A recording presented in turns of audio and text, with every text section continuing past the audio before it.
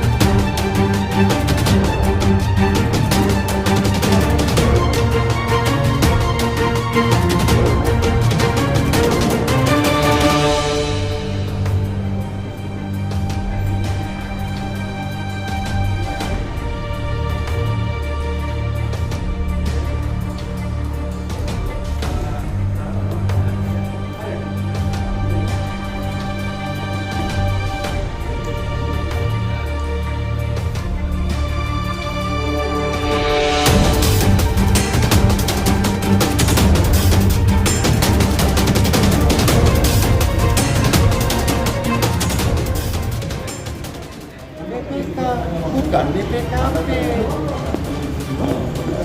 Jadi potensial loss dengan kerugian keuangan negara itu berbeda jauh.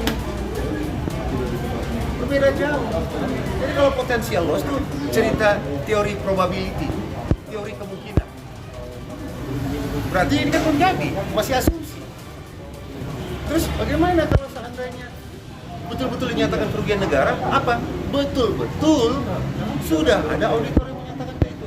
Itu yang disebut kerugian keuangan negara. Ini potensi kos yang dari AGT, bukan kerugian negara. Tanggapan Pak? Oh ya, kalau mengenai itu ya silakan mereka menyampaikan seperti itu. Tapi kita kan punya saksi yang sangat jelas berkompeten, yaitu bendahara. Bendahara yang mengeluarkan semua uang itu. Bendahara tidak mungkin punya uang sampai banyak bisa pakai uang pribadi. Itu uang yang berasal dari DPA pada dinas PTSP. Jadi kos itu uang yang diserahkan kepada pejabat sampai 20 juta, ada yang 5 juta. Itu mereka semua sudah kembalikan ke kita. Dan kita sudah titip di kas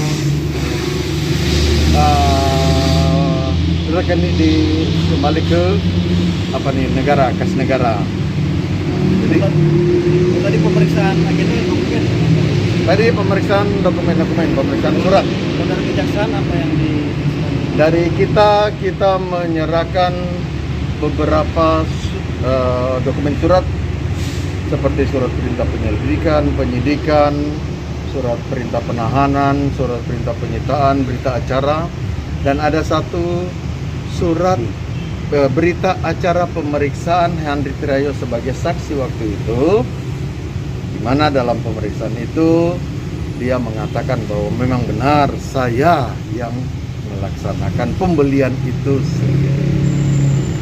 Bang tadi untuk yang bendara itu berarti justice kolaborator.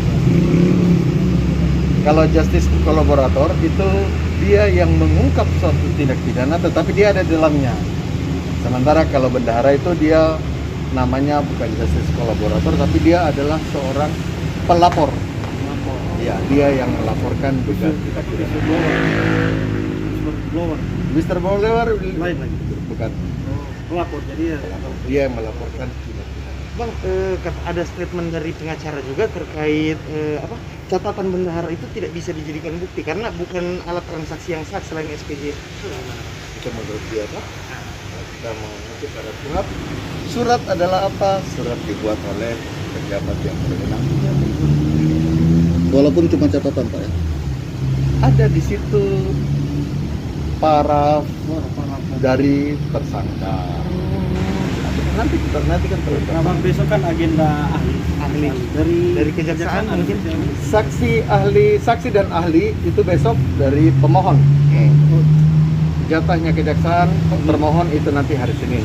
Tapi Kita ada nanti mau disiapkan sudah siapkan berapa orang sih, berapa orang?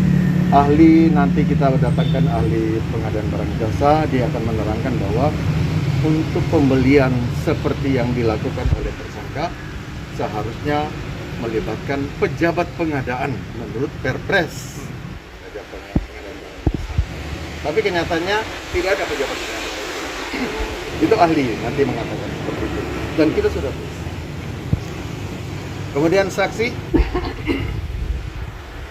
kita akan hadirkan bendahara, kemudian bendaharaan yang membuat kesepakatan, betul. Kemudian kita akan hadirkan saksi. Ada beberapa saksi lain yang cukup penting dan mereka akan menyampaikan sesuai dengan kebenarannya nanti di hari Senin. Nama-nama nanti dulu ya. Ya kalau bendahara jelas. Kan kalau untuk yang dalil pemohon kan itu katanya mengacu dari Undang-Undang Nomor 30 tahun 2014 tentang tata usaha negara kan, Oh, itu ya, yang di mana ya mengatur dari pasal 20 ayat 1 sampai pasal 1 sampai 6. sampai 6 mengatur itu harus melibatkan APIP setiap Kejaksaan ada sudah melangkahi menurut pengacara. menurut pengacara. Menurut dia, menurut mereka ya, kalau kita melaksanakan mengikuti sesuai dengan KUHAP, kemudian undang-undang korupsi. Coba kalau semuanya melalui APIP, mungkinkah ada kasus korupsi yang bisa diungkap? Karena semua melibatkan orang dari pemerintah.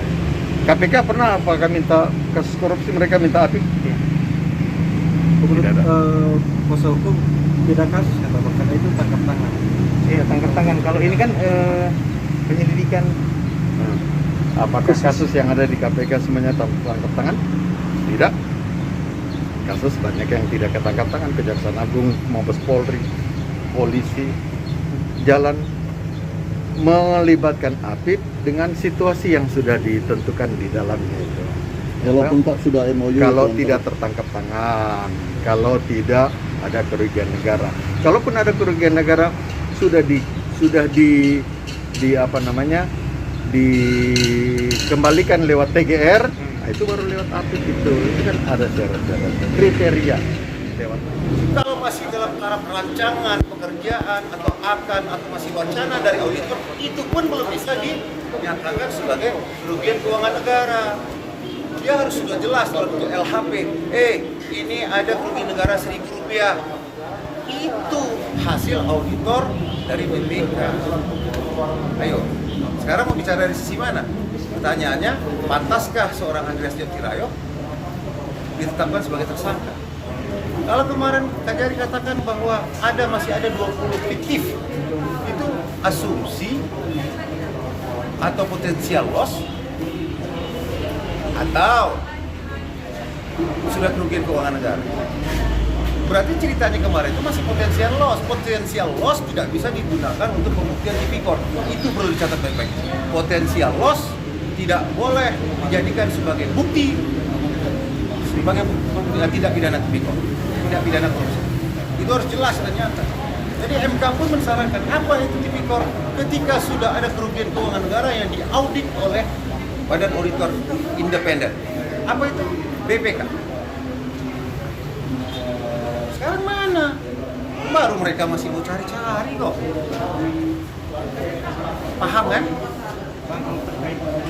Ini Pak, dari pengacara pada awalnya katanya tidak ada kerugian negara dari kejaksaan. Sekarang menuju ke ada kerugian negara dengan adanya pengembalian ini Pak. Pasal yang kita sangkakan itu kan pasal 12 huruf I. Pasal 12 huruf I itu tidak berbicara mengenai kerugian negara. Kerugian negara dalam undang-undang korupsi hanya diatur dalam pasal 2 dan pasal 3. Pasal 4 itu pengembalian kerugian negara tidak menghapus pidana, tetapi kemudian loncat pada pasal 5 sampai pasal 14.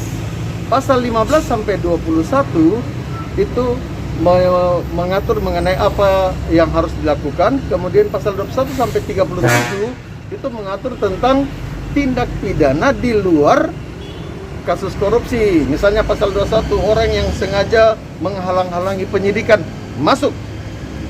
Dia halangi penyidikan. Kita mau lakukan penyitaan, dia sembunyi atau dia tidak mau, dia halang-halangi, kena pasal 21. Pasal 37, saksi yang harusnya memberikan keterangan benar, dia berbohong, kena. Itu juga Jadi kerugian negara hanya ada di dua pasal, pasal 2 dan pasal 3. Itu Pasal 12 huruf I tidak menyebutkan. tadi Pak dikatakan juga surat berita acara penyitaan tidak diikut sertakan tadi. Berita acara penyitaan tidak diikut sertakan dalam bukti-bukti tadi Pak. Itu pengacara. Saya yang coba cek, menurut dia semua surat-surat kita sudah masuk. Bagaimana kategori sidik umum dan sidik khusus? Sementara dalam agenda modul itu tidak ada sidik khusus, sidik umum. Tidak ada sidik khusus, sidik umum. Ketika Anda meyakini sudah ada suatu perbuatan pidana khusus, lakukan. Sehingga modulnya itu adalah tentang tindak pidana korupsi dan TPPU, tindak pidana pencucian uang. Jadi kalau mengatakan ajaran benar, ajaran itu harus diaplikasikan nggak? Harus diimplementasikan nggak kepada orang yang diajar? Betul nggak logika berpikir kita? Itu kan tidak mungkin pimpinan dalam hal ini kejagung mengajarkan sesuatu yang tidak mungkin kepada bawahannya. Itulah SOP yang diajarkan sehingga paham pelajaran.